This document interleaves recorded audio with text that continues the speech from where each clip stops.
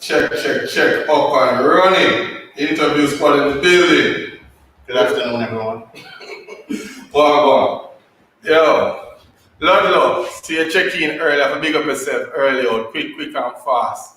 As you know, Sunday evening, you know how it feel. How was church with that? Church was good. Give God praise each and every day. As you know, we're about basketball is about us. So, you know, quick and fast, you know, some persons like to play basketball during the Sunday, so we have a 4 o'clock interview, so you will still have time to touch the court. Yeah, you guys still go to your Grand Spend and all those places that you go to. And Grand Spend is the bubble. Grand Spend and Spanish Town Court, they are the bubble when you come on to basketball in Jamaica. Trust me. Yeah. I see some videos, I see certain things, I said, no, we'll have about 80, 90 people that them court that play. Bless up Stumble. Up and running. Yeah, man. Sheila Akins, big up yourself, up and running. Yes. It looks like that'll be a nice little interview, you know? Because we have to say it, you know, Willy. Sunday, we have to say it from earlier. Interview squad is about the females, and the females is about interview squad, right? So we always deal with empowerment when you come on to female. We see Sasha Cross up on you to name Buckley, same name? Yes. Okay. Alright, but we'll jump into the interview directly. You know, interview squad always try to recognize basketball players rather locally and internationally. So we have a thing where we big up persons on their birthday. We normally use the word big up as a Jamaica program, and that's our term, big up. So today we have Patrick Beverly celebrating birthday today. So annoying. Let's see what's going on. Patrick. Hey! Where y'all going? Hey, Patrick Beverly. Where y'all going? You a legend, bro. Hey, bro, I like the energy next. For Golden State, he's got 11. 16 have come from Lou Williams. Curry inside, goes into the defense of Beverly with a foul. Man. Beautiful defensive effort again by Pat Bev. And he forced Curry into that offensive foul. And it's having words for him as well. Look at him eye to eye. There's the push. Yeah, they're having words. I love it. For Harden, that's his first 3 of the game. There's a steal by Beverly. Beverly takes it inside, and goaltending called on DeAndre Jordan. I love this kid, man. Pat Beverly. He is a competitor. Nobody takes the ball from Chris Paul except Pat Beverly. He's 4 steals for him. Yeah, that's his 4th steal of the game. Makes 8 for 17 from the field. And the steal by Beverly was an excellent defender. Took it out of the hands of Felton. And compliment Harden and Howard. Clippers up by 1. Willard from way downtown. Kept alive by Hood. Willard played by Beverly, who has 5 fouls. Shot clock down to 3. Willard on the drive. Blocked from behind by Beverly. Williams is fouled. Ready to split the bit there. Shot clock at 7. The drive, the collision, and the foul on Yo, well, I'm telling them call a little man they're annoying, but I'm telling you, you have a heart of a lion. Always be aggressive, so. Man, I'm you. We hear you. Alright, quick and fast, and I normally say quick and fast Sunday evening. I want to touch the court, but we know we have a lovely interview lineup. So we want to get into the interview, but before, we have a thing called FIBA Rules in 5. So let us just invite Abdul, Super Ref, to just come and share with our viewers. Abdul, welcome. Welcome, Abdul. Good evening. Today we'll be looking at Article 15. Article 15 which looks at the act of shooting. We've done so far the role of the coach, role and responsibilities of the coach. We've also done the interpretation of goaltending interference. We've also done the Article 2, which is the number of players that is eligible to sit on the bench and who is to sit on the bench. We're now going to look at the act of shooting. Most clinics that you'd go to, they'll actually start with this article, because it is so important that you determine from early out what is considered to be the act of shooting. So I'm definitely going directly into it. Article 15, definition. A shot for a field goal on a free throw is when the ball is held in the player's hands and is then thrown into the air towards the opponent's basket. A tap is when the ball is directed with the hand towards the opponent's basket. A dunk is when the ball is forced downwards into the opponent's basket with one or both hands. A tap and a dunk are also considered as a shot for a field goal. The act of shooting begins when a player starts the continuous movement, normally preceding the release of the ball. And in the judgment of the official, he has started an attempt to score by throwing, tapping, or dunking the ball towards the opponent's basket. This ends when the ball has left the player's hands, and in the case of an airborne shooter, when both feet, and let me repeat, both feet have returned to the floor. During this act of shooting, the player might have his arms held by the opponent, thus preventing him from scoring. In this case, it is not essential that the ball leaves the player's hand.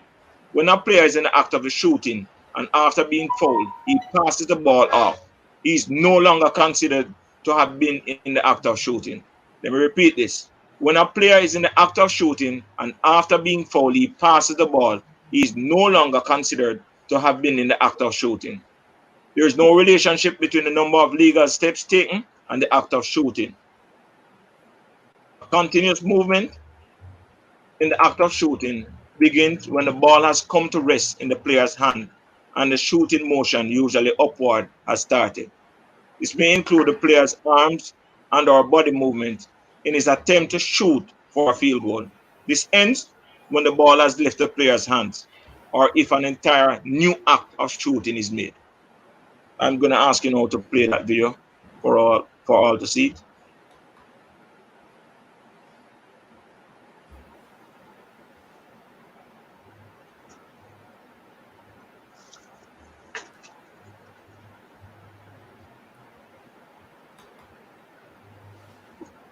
I think it's still with the video. I don't know what's going on here. It's not playing, Abdul. Like, is it just a picture? Okay.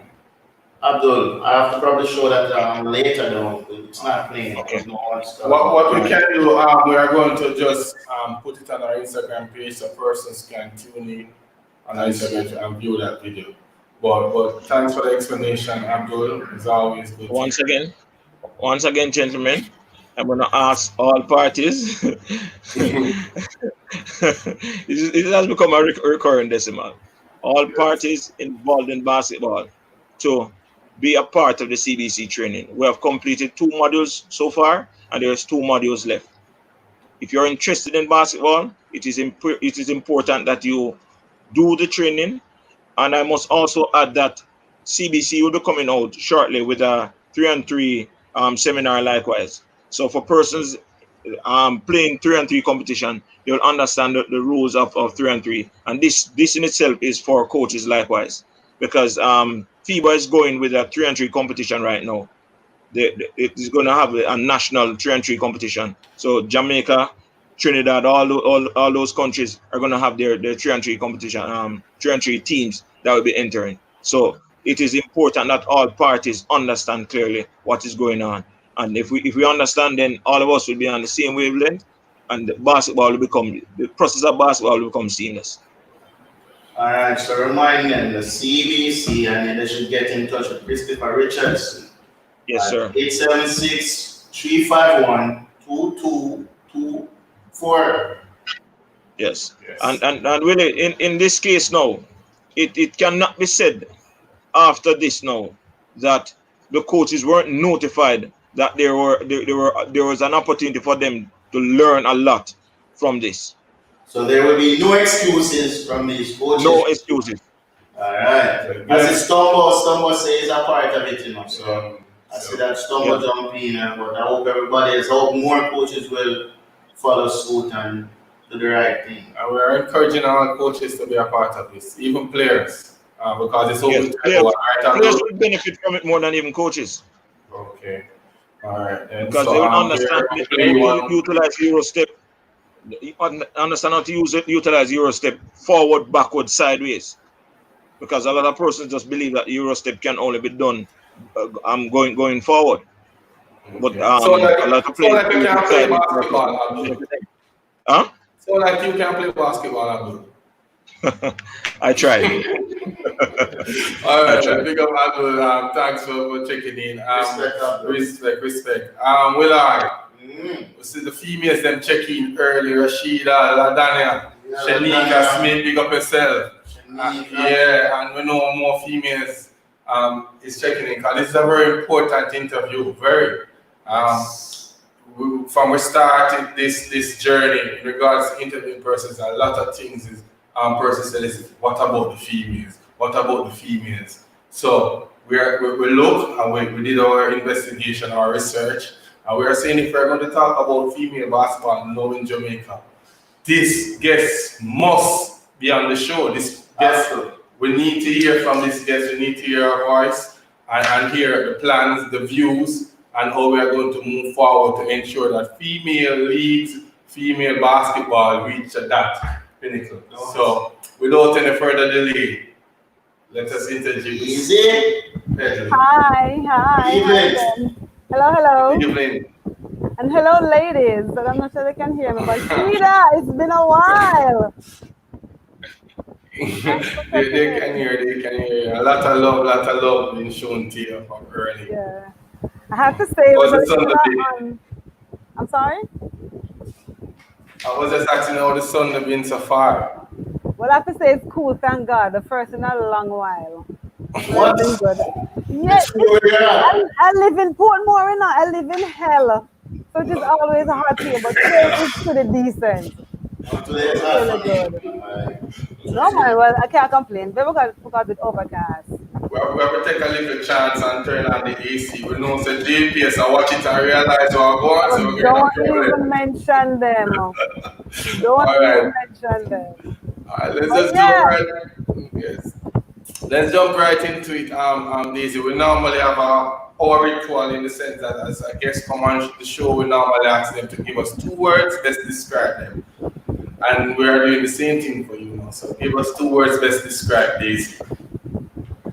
My 2 words, I would say direct and faithful. Direct and playful. Faithful. Okay. Both the religious and the relying on kind of faithful. Okay, I mixed it up a while ago because I don't know, it's because I see that Jada interview red tape, you kind of, but we'll get there. Daisy, give us a quick rundown of when you started playing basketball or other sports, which high school you attend, and just give us a quick run through history. That's decades ago, but I'll try to say how good the memory was. Okay. I actually started playing basketball late. I started at 16, and it was by coincidence. I was actually playing netball, and my netball coach was friendly with that coach. I was starting a basketball team, which is the great Keith Daly. So he invited us, he took us on. After we had netball training, we went to the basketball training. At that time, we were at the Little Robinson courts, where everything is in one. We had no basketball and no netball court distinct like what we do now. But they have netball court, and not much basketball right now. But yeah, that's how I started. I started at age 16, and I fell in love with it. I mean, I was playing netball. I played in high school. I was playing club, but when I started playing basketball, that's the real sport, the only sport, a complete sport, and it teaches you so many things. It's a team sport, so obviously going to teach you a lot about relying on others, trusting others. I played that, and I was still playing volleyball and netball at the same time. You know, fast forward to '94, I got a scholarship, left to play, got a volleyball scholarship. Let's be clear, left to play D2 volleyball in the States, switched to basketball, and I played 3 years because I started late. But I played 3 full years, and it was fun. I honestly, I never had any aspirations to go professional. That was never my focus because I've seen what that does, and I know people who've been trying to get in, and it's just too frustrating. And if you don't have the points, because I was never a big time scorer, I played defense like hell all the year. But shooting wise, yeah, I do rebounds and put up, but to create like a one-on-one, like a Auburn Peter Sonati, no, that wasn't me. Defense put up my hand. My nickname was Mack Truck. Because if you're coming and I can't stop, you're going to have to charge through me. And most of the time, I'm getting a call. So I played at Mercy D2 in New York for my 3 years. Finished that, went into my professional career, which is, I'm a CPA, I'm an auditor. So I did that, fast forward again, then I came back to Jamaica since 2016, loving it.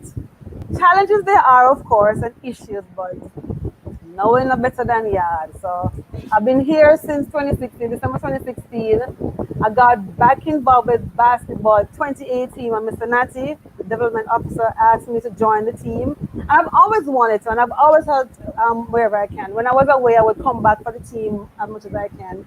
But to really know, I'm no longer playing, bones them all, back not good, knee done, ankle twist up, all of that. You know, yeah, true, age.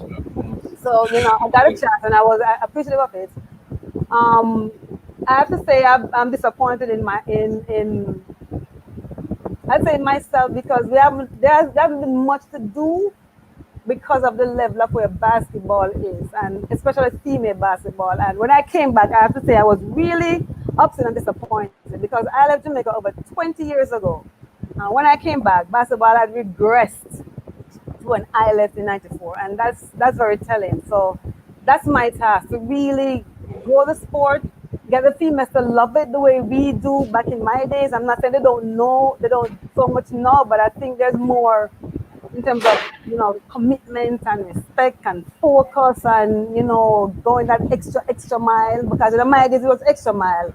You know, the young days now it's extra mile. So we need to find out to pull it out of them, and that's my task. Trying to get the sport out there national wise, because right now we really play consistently in Kingston, and you know we have 14 parishes, so we really need to spread the sport. And it's a big task, it's a huge task. It takes a lot of resources, and we have to put some of the things in place, because the guidelines and stuff, how things should be going, how we operate, who should be in charge of what area and all that. I mean, I have a committee. I'm the chair of the female committee, and I have my members named. But since I named the committee in 2018, we have never had one meeting, because what are we going to meet about? What will we be doing? We don't have a home for basketball. We should be soon, because I believe the stadium court should be about ready. I haven't gotten an update recently. I haven't checked recently, to be honest. But and basketball isn't just played on the court anymore, but that's where it really plays. So we have to really have a home base, and we have to have core people, us, like myself, in the background, really working, really pressing, really, you know, doing what we have to do to get the sport up front. It's like the only sport. I realize that you're anxious. I don't know if it's passion to talk about what is going on right, because I mentioned to you about your playing days, and I realized about you reach basically 2020. So let us just backtrack some more, because I want to show some love and in regards to your accomplishment in regards to you said that you got a volleyball scholarship. It wasn't a basketball scholarship. However, I know that when I put in your name, I see you in that Jamaica jersey. So I just wanted to give us one of your major accomplishments through basketball and your experience playing with the national team.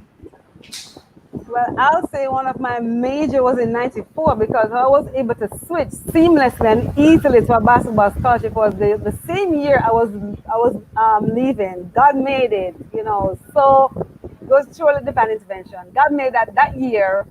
The school where I was going to attend for my volleyball scholarship, the assistant coach came down. At that time, we had a Jam Rockers thing back in the day, where we had players from New York coming on, male and female, coming on to play. And the assistant coach, Dawn, came down on that team and we played. And when they had the All-Star 5, I was on the All-Star 5. And afterwards, she came up to me, she said, because I didn't know who she was. She said, I heard you coming to Mercy, you know, our coach. I said, really? She said, yeah. I said, well, I'm coming for volleyball. She said, well, when you come for volleyball, you just train for basketball. And in that sense, the rest is history. As soon as I got there, things went as smooth as I wanted it to, because when I got there, the coach was saying, oh, you have to be red-shirted because the academic part we weren't cleared by the clearinghouse in time, and the season, because then you start for volleyball in August. And I didn't get it till about the second week in September. So I wasn't cleared in time. I have to sit out a semester, and she's not going to spend money to have a redshirted player. So I said, okay, fine. I took it in stride. I sat out that semester, didn't get back in. They called me back in for January, but when I went straight to the basketball office, and I spoke to the coach, and I just had to play basketball. My last 2 years, though, they asked me to come back and play volleyball, and I did play volleyball my last 2 years. But my first year and a half, first two, is pure basketball. Like I said, I love playing defense. You know, I believe that's the most important element of the game. Yes, points are what determines the end of the game, who wins. But at the same time, if I can prevent you from scoring, then obviously you are not the one that's going to win. Well, they always said like defense win the game, you know, and right. Praise the offense. Yeah, so exactly. Okay. And that's one of the things. Let's continue. Now what's the next one? Okay. That's one of the things I believe is kind of lacking on both sides, male and female. The defense, we're lazy. You know, the defense have gotten lazy. We more want to do the demonstrative offensive plays, and that's the pretty plays and stuff like that. But you have to really play defense. The defense is hard. You have to go practice playing defense, and you practice defense by not just playing defense, but by doing the drills, running the line drills, doing the defensive slide, doing the push-ups, doing the workout that will strengthen your upper body, your core, to make sure they can outlast the offensive player. You know, that kind of level of work we need to get back into both genders. Okay. But I realized that you mentioned earlier when you were talking about your background in basketball. You said that when you went overseas and even playing, you know that you were looking for it to go professional. You know that you were doing it not to pursue maybe a double NBA, etc. Yeah. However, as soon as you reached to Jamaica in 2018, Mr. Natty approached you, but you were willing to assist with this program. All right, my question to you now. I've been to a lot of females game. We have interviewed with other females, and we realized that the support is lacking. Could you give us the reason behind that? If you did you do any research to see why the support is not as you want it to be? It's like it's and I guess the cliche statement I'm going to make just now, but it's not only basketball; it's any female sport, and it goes back to the fact that yes, we are not as creative in our moves, as pretty, as athletic, or whatever. And people go for excitement. You know, you're more likely to find someone if you schedule 2 games right now, 2 basketball games, and you say you're going to have double NBA players and probably the under 21 Jamaica team. The only reason why you will get people to the female game because it's double NBA players. Once there's a male and a female element going on, the pull is always going to be towards the male. Why? I don't understand. I really understand. Yes, it's obvious that, like I said, the males probably seem more exciting and whatever, but we're playing the same sport, the same moves, everything. And not because I can't jump every 2 seconds or every minute and fling down a dunk or, you know, skywalk or whatever. The fact of the matter is, to me, females play the game more passionately and more mature. But people are still staying away. Sponsors are still staying away. And that comes back to us. We have to find a way to bridge that gap, to blind them to the male and show them that we are just as good. And in some cases, better than the males when we step on the court. You know, and that goes back to us as us being organized. Those of us who say we're administrators. You said something about with not just netball, but any games. Yeah, she was saying sports and a whole, females on a whole. So netball doesn't get any support either? No man, netball gets its support now, but netball has its bubble of support. If you go into a net, like I don't know if it's started but the Elite League is the highest level in netball in Jamaica currently. And when you go, you'll see some packed stadiums at times. It may not be every day, but you'll see a lot more people there at a netball game than say a basketball. But if you go the Monday, Tuesday, Wednesday, Thursday, you see the same set of people. I may be wrong because I'm not fully immersed in the netball circle, but I doubt I am. You don't really see anyone outside the netball circle that's really there. And it comes back to it being a female sport. I can't figure out where this separation come from. You know, why is it that the women pull less than the men when again we're playing the same sport? But it's a fact, and at times it's something that also kills the sport, and it demotivates at times as well. But at the same time, if you're going to be in it, you're going to be playing it, you have to find a way to erase that mind block or whatever it is that's causing that mental stuff. Yeah, my thing though. So do you get a good turnout of like female fans at the female basketball? And the next thing about this, you mentioned about just to add to what Willy just mentioned, that netball got this group, a set of persons who follow the sport and they're constantly there. What is stopping our female basketball to be consistent when they come out to support? Because if they are consistent, I know for a fact they will have more females at the game than even the males currently in Jamaica. Because our basketball group, in regards to supporting male basketball, we will see the same faces. Yeah, but with the female basketball now, you will see like maybe it's 30, then it's a 5 next game. They are not consistent. So what can drive that consistency when they come on to support? I believe it just comes down to the love for the sport, and we as females, and I don't know why we are not supportive of each other, because back in my day, it was a smaller set of girls playing. When there's a lot more playing than when I was playing. But if Braves is playing Aqua, you'll see the Pacesetters girls, some Pacesetters girls there are some Raiders girls there.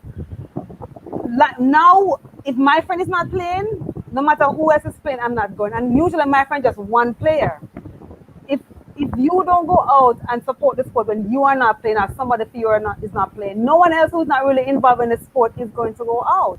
It has to start with us. We don't support each other, and I don't know because I don't like the player, them, and I like the coach or whatever. Because as females, we tend to be personal at times when it comes to sport, and that's already defeating us when we're trying to. Sports that game is something you play to win, and when you start bringing personalities into it, you're already halfway defeated. Because at some point in time, you're going to want that support from the other person. But if you don't give it, you're not going to get it. We have to be of a mindset where basketball player, like back in my day, I keep saying, basketball players, no, I have to go. Monday, Tuesday, Saturday, or whatever. One thing I will say, now basketball is playing at a lot more areas, so the travel is different. Back when I was playing, it was stadium. You go there, and stadium is easy to get to. Sometimes if it's played at, we do play at UA, but now if it's played at UA or played elsewhere, like you're saying, Grand Spain now or Spanish Town, getting there is going to be an issue. But it's not just female ball that's playing there. Male is playing there too, and they're getting to the games. It's just us inherently as females. We are crippling the sport that we say we love and we want to do better in. I want to say grow. But it doesn't just grow when you are on the court. It grows when everyone else is on the court and you're there to support. Cheering the person on, and not just because again it's your friend or somebody you're familiar with. And I know this might come off. I see Rashida Akins, I see Omar Ban saying true, even Keisha Lindsay saying true. Facts, you're saying that females sometimes need to show the same support for their sport if they want others to join. Yeah, I see what Rashida saying. I'm sorry, I see what Rashida's saying. They'd rather go watch the maze, and it is so true. And then it's a not realize now come watch on the player and realize that I know. No. Hold on. Not all males. We're generalizing now. I stand correct and I apologize for that. Yes. Sorry for calling me on it. But it's a fact. Each team has say 15 players, whether it's male or female. And if you get 3 more that comes to a female game from one team, tell me if I'm wrong, that you're not going to get that. And that's what we're talking about. But we would like to focus, as I said before, for the past we see a lot of persons talk about what's wrong. But we have persons such as you who are sitting and doing this, the female committee chair, also the same roles as a commissioner. We need to talk about solution now. What we know that they are not supporting. Is it a case that we're going to throw our hands up and say that the mindset needs to change? Or what are some of the plans to get the support that is needed for this sport to grow? I know the plans that I have already shared with Mr. Porton and Mr. Natty. But what we have to do, we have to immerse, put it out there a lot. Every opportunity we get to showcase female basketball, we need to be capitalized on it. I've asked before, say when I came out, there wasn't a league going on currently, but the males were playing Southern Conference D1 or whatever. Get me a game there, get us a game one, whether it's a 3-3 or something. It's happening now, but it wasn't happening before, and I don't know what the resistance is, because at the same time we have to build a power sport, and what I want to do is wherever I can find a court or wherever I can find a venue where there's traffic there, because there have to be basketball lovers who watch you play. You just want to find a traffic to build the awareness. So Mr. Nathan also proposed a thing where we go find a plaza and play, and that's a good thing. People are always at the plaza. You can't lose on that. And you have to try to find these unique ways to draw attention to the sport. Have a constant little games, rallies, mini leagues or whatever. When you have like 5Ks or some other sporting events, support it. Netball has their tournaments coming on. Show up in numbers. Go out there and support it. Sit in a group, let them know that the basketball team is there supporting, because when it's a basketball, whoever is in there, sponsors are hearing the name, and it's also another way to market us. But go wherever you can find a space to fit in. And again, it's not only basketball people who are lovers of the game you're going to promote the sport to. But I want to start where, right now, even though the corona is going on, we should be playing. And I know people are playing in pocket, but there's no national element a part of that. Why? Because I can't find a court. I can't find a court. This is my court where I can have my national players to play. I have to be begging. I'm not ashamed to say I have to be begging. And that's ridiculous. At a national level, that's something you should have to have in place. And if we said, okay, look, on a Tuesday we're going to meet and play, so let's invite the netball team, invite the football team, invite Mr. Panton, invite Mr. Webby. Just send them an invite. SDF, invite them. They may not come, but you keep inviting them and you keep showing up and doing your part, they eventually will come out. So yeah, for fast. We are talking like that fast. I see where Shanika. Yeah, and I want to touch on that. No one wants to watch basketball. So we must start with the event. So with that being said, I know for a fact, Willard, I think we have some images of even netball, as I said, netball of a crowd. I realize netball is investing in marketing their players. If you can show that video, Willard, I saw this last night and I said I'm going to show in regards to marketing. These are some things we need to look at when we talk about product. So creating style. Yes, because I realize that a lot of persons don't know a female basketballer, even currently as a player, they can mention the name over and over. You always hear the OB, you hear about the Connie, you hear about. Back then, no, we heard about Gunnar, Raja Marshall, but no, we're still hearing about Opie, Nick Richards, so we have names talking about. Is that something that the administration have in mind in marketing the player and to deal with the development? Because as what Shanika mentioned, you can't market a bad product. It doesn't make sense. The product has to be marketable. And that's true, and I think that's one of the perceptions that also has, where you have the support for the male and the female, and not the female. We don't play as good basketball as the male, and again, I already said that I disagree with it, but it's true. What we tend to do right now, and I stand corrected, anyone can correct me if I'm wrong. we see somebody, they can make a move or they can shoot a basket and boom, we draft them in a national team or club or whatever. And we don't invest much more in developing them beyond that. We train them how to shoot and play the game, but developing the player, teaching them skills, creating programs specific to their skill type, their frame, their focus, their interest or whatever, and having them develop and be at it. But again, I have to be fair, it comes to availability of facilities. Because we need somewhere where we can always say, look, between 1 to 2, you need to get to the court and do this and do that. And we have to have coaches who have the requisite skill levels and the requisite experience to help develop these players. Because I can stand on the line and shoot 3-3-pointers like crazy, but I can nothing else. And then I need the help for that. And that's where we're falling down on. When we see someone is good at something, we put them there, and that's where we have them totally focused. We don't try to get them to be, all-rounders. Yes, you're going to have your specialty area because, basketball is different, the 5 positions, but you should be able to dribble the ball, do a fast break, do a defensive stop, do layups, do 3-pointers, do everything. You do good at different levels, but we need coaches that are committed. And right now, I thank Coach Dave and I thank Coach Bona and I thank Rohan, and if I leave up any other male, I'm going to say the one that I'm familiar with. But they have their male teams to focus on, and I guarantee you, if they have opportunities to coach at the male level versus female, they're going to choose the male. And again, I stand corrected. But we need to find our coaches, develop our coaches where the focus is female. I am a female basketball coach. That's what they need to say. Coaches, yes, but I love when I hear I'm a female basketball coach. And we don't have that right now. Mr. Natya started a program where he was developing that pool, but right now the pool is still all focused on it's male basketball coaches. I think only Simone and I'm so sorry, I can't remember her name right now. It's a shame. Simone and the other young lady from Holy Childhood that are constantly coaching. And what support are they getting to develop their coaching career really? I don't know. I'm out of the loop. So little clarity. I just want some clarity. You're saying a female coach, or you want no. An individual to be recognized as female? No, not a gender female coach. A female coach. But we do need gender female coaches. We do need. Yes, but we just need someone who's focused on the female program as coaches to help develop that skill set, because basketball is a demanding sport whether you're a player or a coach.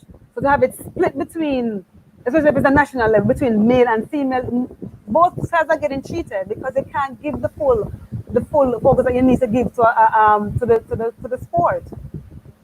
So that's one of the things that we are weak in, and also on the administrative side. Yes, like I said, we have a committee, but nothing much has been done there. Okay. I see some persons asking some questions. We don't want to leave the viewers out. We have a lot of questions. The viewers mentioned, I think G2 Hoops mentioned, how long have you been in the female committee chair seat? May 2018. So 2018.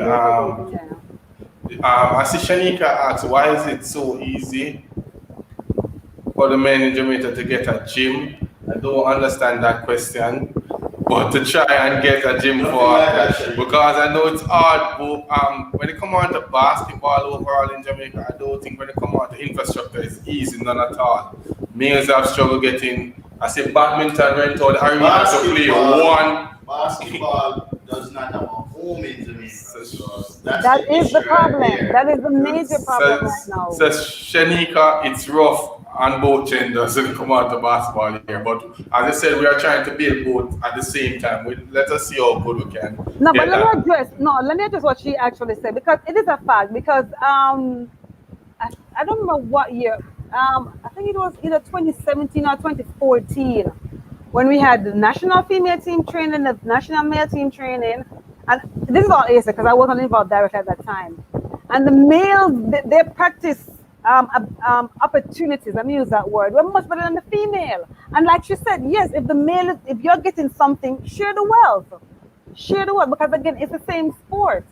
And we are here to do what? To build the sport, not to just build us, but to build the sport, because when we are gone, the sport is still there. And the younger ones that come behind us, what basketball did for me, I would love for it to do for every female player that I come in contact with. I would love for it to do that. But again, I don't know if when males do get their sponsorship, there's some caveat that says it's just the male and that's it. But then again, who's making those agreements? And to be honest, I guess between a rock and a hard place, because you want the facilities, and if you try to put conditions on, you might lose the opportunity. So I can understand, but at the same time, we still need to work closer together. We still need to work. When you play national basketball, it's the same country. It's Jamaica. It's not some other country if you say in the back. With that being said, I don't know. I need to put you in the hot seat right away now because no problem. You're a part of a job now. You're a female committee chair. You mentioned about the person. The person must give the same opportunity. But then, if we look at it, we are going to say that you're a part of the team who made a lot of decisions when it comes on to development.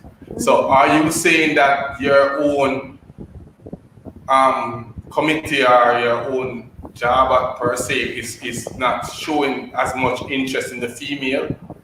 I wouldn't say they're not showing as much interest because I can speak from, I know if he's online, he can correct, but I can speak from Mr. Natty. He is passionate about the female program and he will do whatever he can. And there are others in there too. Kevin Alexander also, is one of them that's very passionate about the female program. But it comes down to resources. It comes down to opportunities.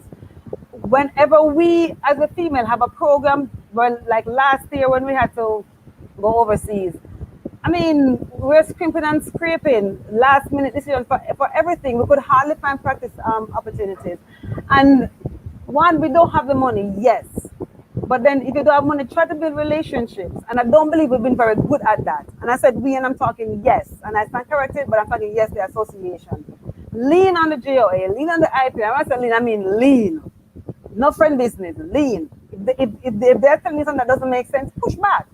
Push back, because the national program should not be begging for training facilities. You shouldn't be begging for that. And to me, that has happened too often. And when I remember, I think I saw you guys, you girls, sorry, training up by UA for last year. Yes. And yeah, me and Gay came on there. You didn't want us recording the training, like, I don't know if you remember. You remember me, and I didn't know who you are. I didn't know who you are, and that's the thing you need to understand, because look, this is a national program, and anybody can walk in and put any spin on anything. So that's something we also have to be able to control. Who are you? Why are you doing it? What do you want to do it for? I'm supposed to be aware of whoever comes into the gym. I wasn't aware that you guys would be there recording. When you told me, I was fine with it. But before I wasn't aware. So I have to protect my sport and protect my ladies. Because once it's digital, it go all over the place. So we have to be careful. So that kind of rough and Gary and Willy still, but we're not going to bash them. Question, you mentioned about, as we're still a part of the product, and you talk about the marketing aspect, and we need to get it off the place. We did some research and we mentioned to even some of the female basketball group, we asked them about their concern, what questions should we ask you, because we want to know exactly what is going on from the players, coaches, and also admin. One of the statements that they made, that the admin basically, when they come on to the games, they are petting them. They are not making the calls. Persons are in the key for 10 seconds, and they are allowing it due to the fact that they just want to see a basket. So the product is not something that a sponsor will sit and watch, because they are breaking rules just to make sure that they play. Is there any truth to that statement? Do you normally see the referees even bending the rules to accommodate competition? I haven't witnessed that much, really. I know when we had what were we doing? When we played I think it was the under 17, when the ladies are getting ready to leave last year. And in that situation, you can understand why they may not make certain calls. But a true female on female game, I have not unfortunately seen many school or college games because of the time that they are played. So I can't speak informally to that. What I will say though, if that is happening, then we have to look at the level of refs we are assigning to these games. Because if you are putting a ref who does not understand, you're there to ref the game and ref it to the very best of your ability, and that's a problem, because it does diminish the sport, and for some people who are there to play basketball, it will be frustration, because To me, that's what I'm hearing in that comment right there.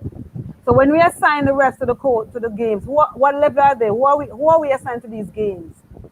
Do they know what they're supposed to be doing? Because the refs also promote the sport. They promote the sport through the calls that you make. How consistent you are and how fair you are in your calls. So if they're doing that really, that's something we need to look at. I agree. We have a question here from G Troop. And G Troop has been asking a lot of questions. Yeah. So why was a high school male coach sent to China to be head coach of the female? Because we don't have a female focused coach. We have to, unfortunately, as we say in Jamaica, take what you get. The availability of a coach to go away for 2 months. And remember now, and I'm sure you know, every one of us work. We all work or we go to school. So whoever has the time, ideally I wouldn't want that. I wouldn't want that. But that's what we have to work with. What a follow-up? Yeah. Right, from G. He's saying that, I don't know if it's a male or a female, I'm sorry. I heard Simone Jackson, former national, wanted to go to China as a representative, was on the list and was taken off. Part 2, why wasn't Simone Jackson sent as a coach for the China Union? Okay, and I can tell you that I was one of them who said no, she can't go as a representative because the program is a developmental program. When I stepped in the role on May 2018 and I tried to get feedback on players and their availability, I was informed that Ms. Jackson no longer is available to represent the country. So in all fairness, how am I going to agree to send a player away to be coached, to be developed, to be honed, when at the end of the day, I won't be able to get anything back out of you? Remember, it's a developmental program. And if she wants to be coaching, I've said more than once, I'm here to try to see what evidence can be done for her. But to go on a program like that, no, I was one of them who said, I don't agree with it.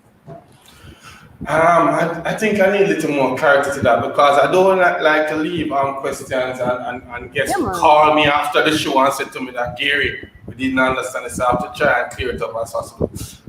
What do you mean by that? What do you mean we won't get anything from Simone Jackson even if she went overseas? She was no longer available for national representation. She would no longer be able to play for Jamaica.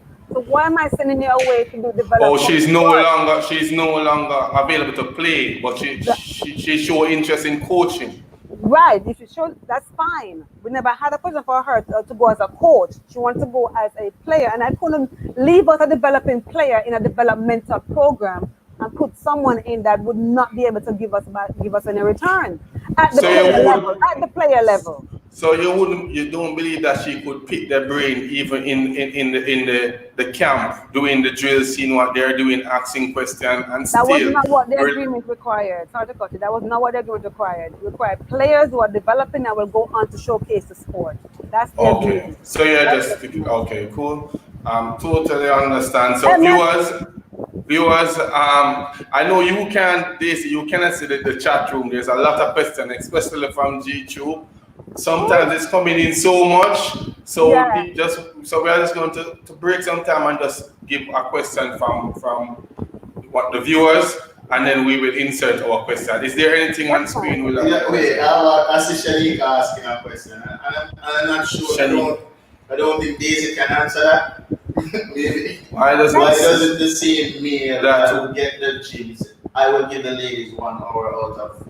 No, man, I referenced it when I responded to the one of the earlier questions, and I agree with her. But again, I also said I don't know the conditions on which they will have gotten the gym. If they got a gym and it says we are giving it to you, I have to be careful which names I use. So it's an ABC company said we'll sponsor you 3 hours. The male basketball team, 3 hours in the gym. An agreement is an agreement. That's what they have to adhere to. If they can't bargain for us to get in, then they can't. But at least we have to know that they made the attempt. But I'm thinking what she's saying is they don't even think of doing that, which is a problem. And it does happen. And I agree with her. If you are able to get something and you know your sister team is also in a similar situation, share the wealth. But I don't think the thought process is there at times. I'm glad you're on today. Yes. So I hope males, coaches, please just share. Share the wealth. Share the wealth. I know we don't have a lot to share, but we have to share whatever we have. We know for a fact, as you mentioned, about we need to get sponsorship. I want to just go and talk about that a little bit. There is no sponsorship, I realize, for the National Female Basketball League. What female basketball period? Female overall. What's the plan going forward? Are we going to wait on a sponsorship to come on board, or can you adapt the Martin principle? The Martin principle in where we go grassroots, go to some of these communities and get those young females out and start some camp until, because I don't know, you said you didn't watch a lot of these interviews, but Martin initiative at Majestic Garden, I realize a lot of persons from overseas is reaching down to say they want to give. So what about approaching the female development from a grassroots state? Like, oh, there's no big sponsor or no sponsorship at all. What about approaching that way? And what Sir Martin is doing is a great thing. I know of it. I've not really seen much of it. But what is it is a great thing. And if, like I said, remember I said earlier on, whatever niche you can get yourselves into, we have to go for that. We have to try to go for that. If we are able to go in virgin territory, because remember now, if with Sir Martin, use Majestic as an example, he's already there. And I know I believe it's last August or so, they were still playing the D1, right? I'd written them and asked them if the female can come and play in between, and we were having ongoing talks, and we never ended up playing anything. I honestly, I don't know why it petered out. But what I'm saying, I said to say, if we are welcome there to make the people, if they're having something and we can go and play, sure, I'll suggest when I put a team together. But at the same time, the virgin territories, like I mentioned, wherever basketball courts are, there's a car park, and there's constant traffic there. I'm quite willing to do that. We just need to organize in a sense that if I'm going to say my players are going on the court, I have to give them hydration, I have to give them probably meals, probably transportation too. Again, what happens? It calls into question resources. And gone are the days when it's okay, fine, let's just dip in your pockets and go. No, that does not develop the sport. It's great to help personally when you can, but the constant dipping in the pocket, no. Last year, I wrote about 7 letters because we don't have any marketing committee right now. If it's changed recently, I'm not aware. We have no marketing committee to push the sport. I wrote the letters and they were sent out. I don't have the time to sit on the phone and call 2-3 times. If I call one time I don't get through, I won't have the time to go call again. So when I send those letters out, I identify the companies and the areas I want the focus on, and I do the letters and send them out. Somebody has to come behind me and push that. Right, and that's the problem we have. Administratively, we are very lacking, we are very weak. So we have to find a way to bridge that. And go back to your question about the grassroots thing.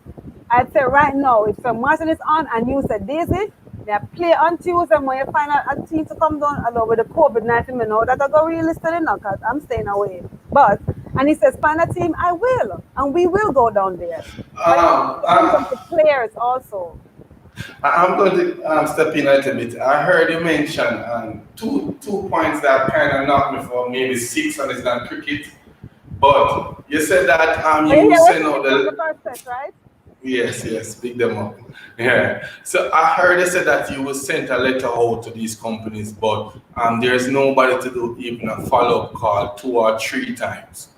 I think right there and then. That's the number one problem, and that takes someone, maybe just one person take 15 minutes, and I know it's not so much company, so many companies you guys send out to, so maybe in 15 minutes some persons can make that follow-up call. So you're saying 15 minutes, it's difficult to find someone to call these companies and say, you got this email, what's your view, is there anything we need to clear up, can we come in, sit down and talk? That cannot take place. And I'm going to put my hand on the chopping block and say, it goes back to the secretariat. If you're sending out these letters, I should have to tell you to make the phone calls to find what's going on. And that's what was happening. If I don't call and say, here, anything, nothing was done. I mean, come on, if you send out a letter, we all know that you have to do follow-up. The same day you send the letter, I have to make a phone call, so the letter has come to you, whatever. But you see, the thing is, the thing also with us in the basketball fraternity, we are in positions and we're not properly positioned. So a lot of times things don't get done the way they're supposed to be done because sometimes we don't have the right people in the right places. And if you have to be telling someone or telling whether it's a coach, a player, anything, how to do the job you are in, you know there's a problem. And that's where we have to be. We have to do like a holistic assessment right now, as far as I'm concerned, a holistic assessment and to move forward. And wherever my shortcomings are, my shortfalls are, you put that down, you put that at 3 points. No more than 3 points. How are you going to fix it? That long list of things really make a difference. And I totally agree. G-Tube, I don't know who's G-Tube. The chat persons want to know who you are. You need to put your name somewhere, somehow. However, yes, but before we get to that one, we have one more, but I want to hit this point again. You mentioned about Martin inviting the females down, or maybe the grassroots. I don't know. This is just a statement that I'm going to make. I think sometimes the females rely too much on the males to do the work. For example, a situation like what Martin is doing. A female can take that initiative, and we talk about woman empowerment, and start something maybe in a different community, and then it branch off or it work together. But to wait until the male, yes, the male must support the female, the male must try and see if they can get away for it, but as I said before, the females must take some responsibility to say that, listen, we are going to start this. We're not waiting for you to invite us to be a part of something before something can. I have a very good feeling. And I agree. I agree with that. So females, I don't know who's watching. Nothing is wrong. You step out in the community. Some young girls, we have a long break now. Invite them, maybe some social distance training. I know Goofy and Tesfa is doing that currently. Some one-on-one training session, so it don't put anybody at any great risk.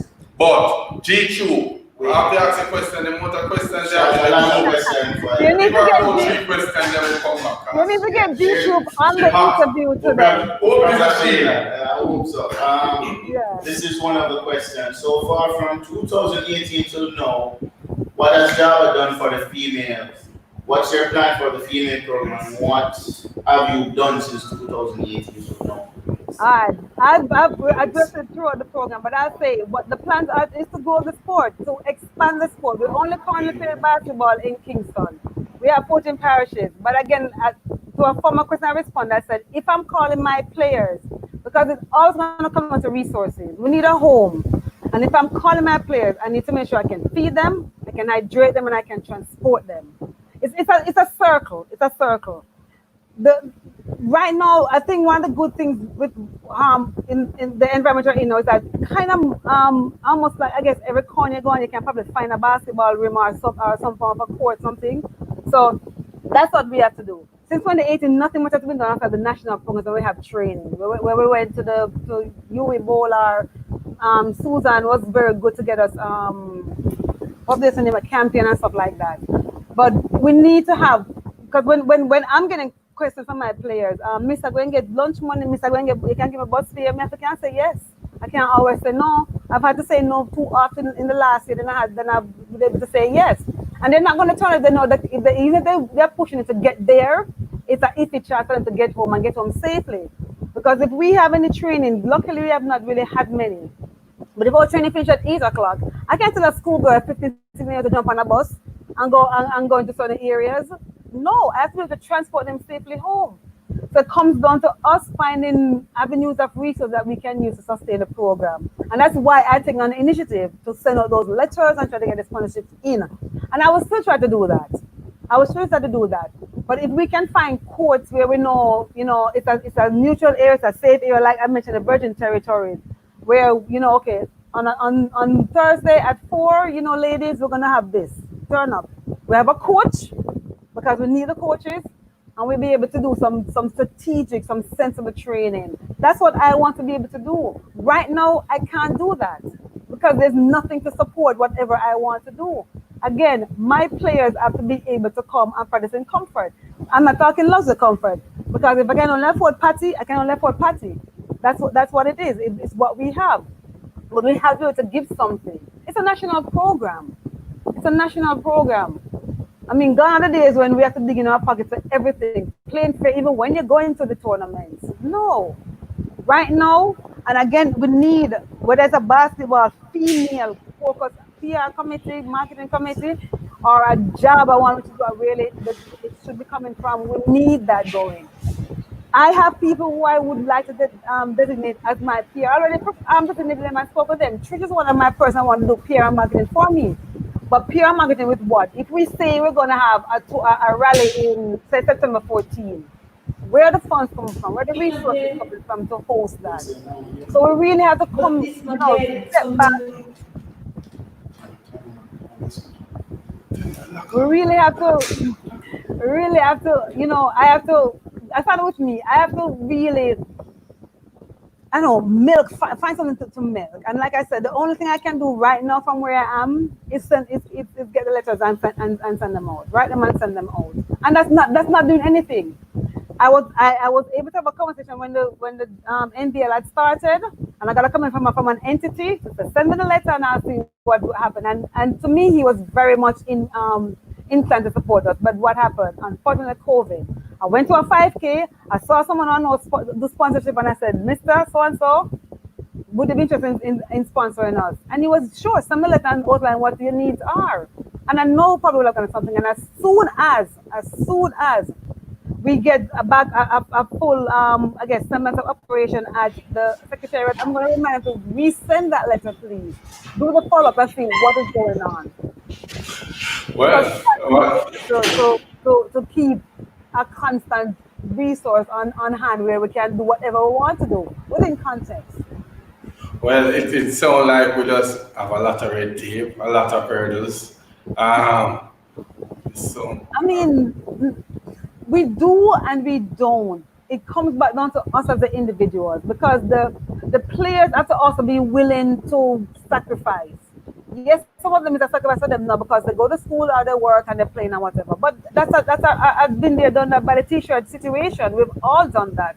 There's something unique to you. But to get out the mindset where, I have all these things. Yes, it's your life and it's all a volunteer situation, because right now none of us are contracted. We say we're a coach, we say we're playing. We're in the administration, it's all volunteer, so we can step away at any point. But then that's what makes it even more important for you to do your part, because you volunteered to be a part of it. So pull your weight and pull extra if you can. So the players also have to understand, we wanted to play, but we really can't get, we can't get most of it, but we can't get the food. And, and that's where we are. Honestly, that's really where we are. It's a shame, but that's where we are. But there is a question that was mentioned to me also from a female. Why is it so hard to market the female, due to the fact that if you look at our international performance compared to the male's performance, exactly. We are better. But exactly.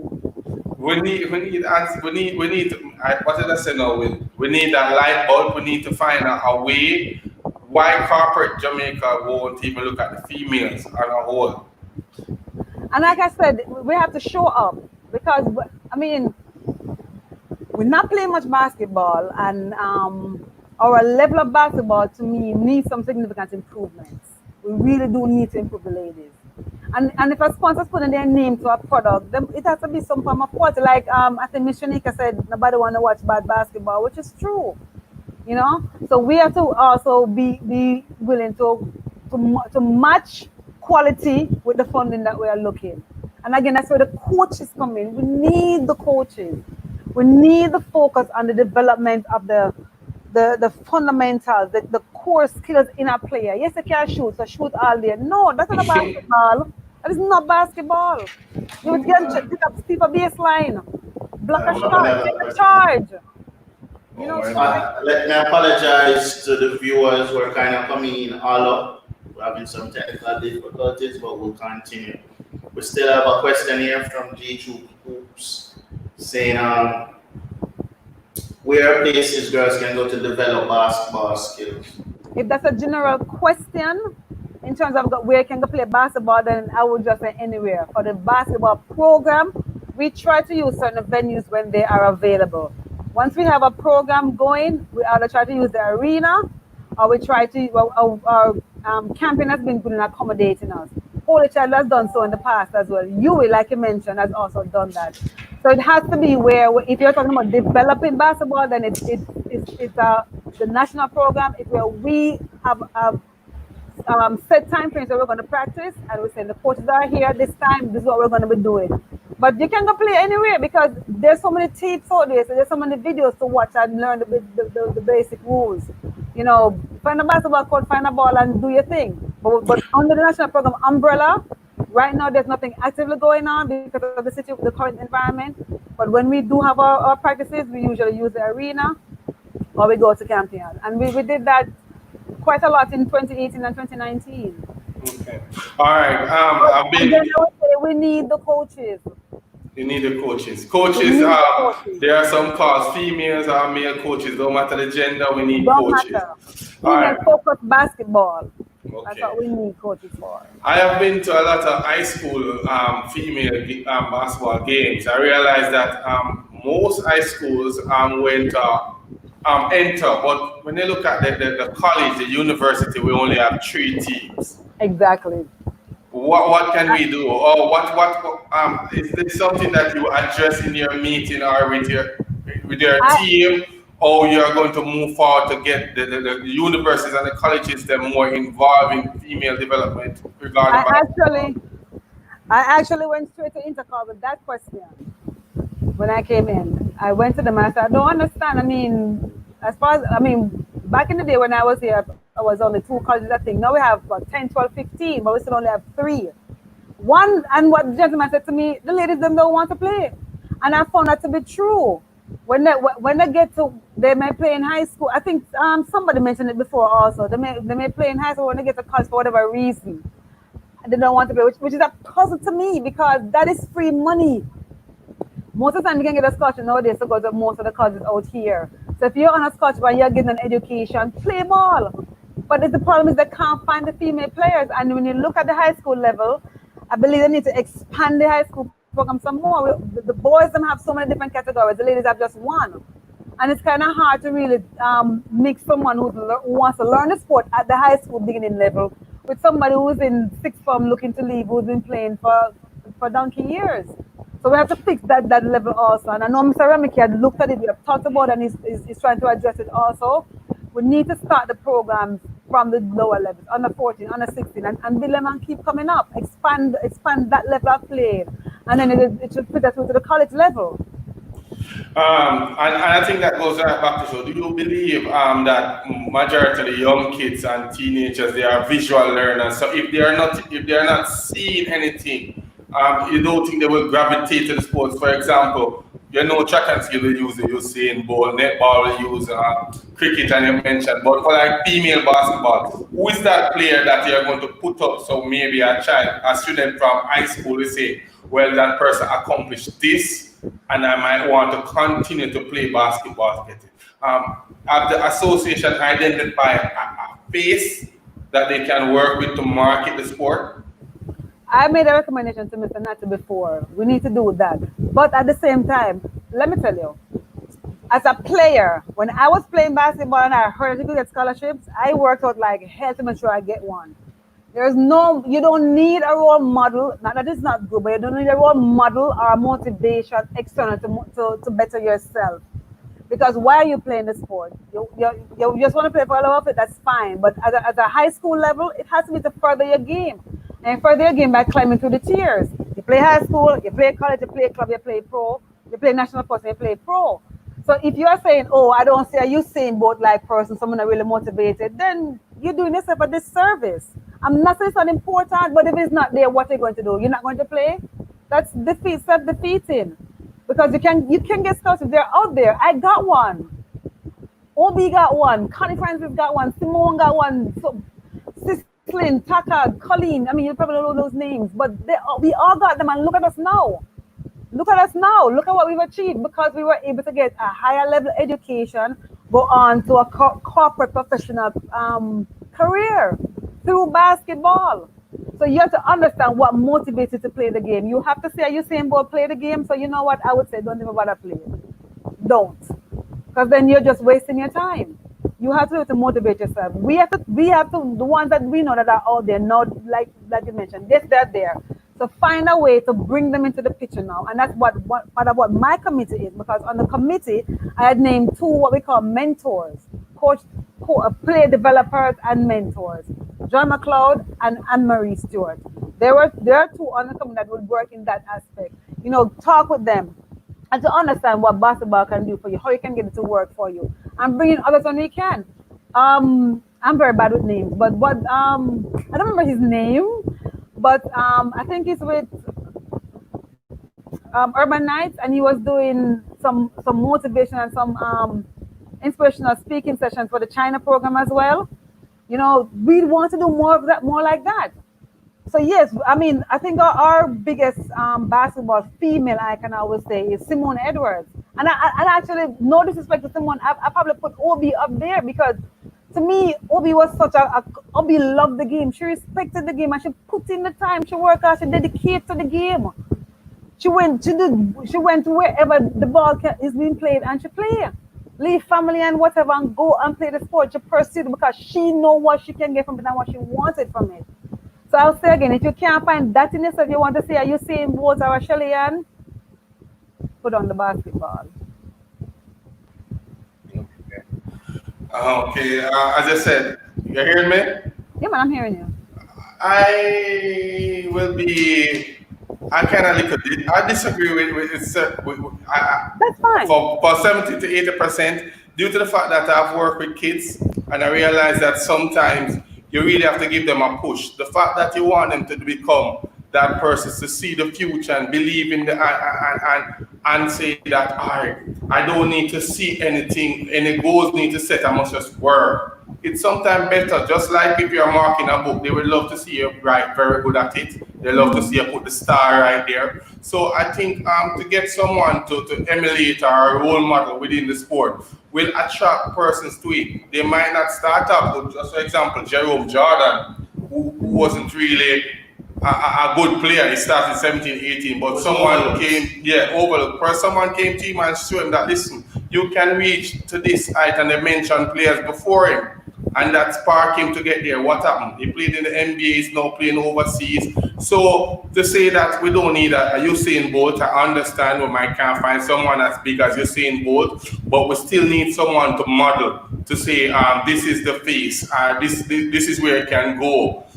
These are the opportunities, show them. Because if you talk to these young players, they're definitely looking at future. Some of them are from some communities where it's not good for them and they want to leave. And if you can say, listen, like you can get your mommy out, look at this player. She was in a hobby who grew up in the ghetto and she reached, and she leave and she it's something. So I think the association must look into that regardless of what.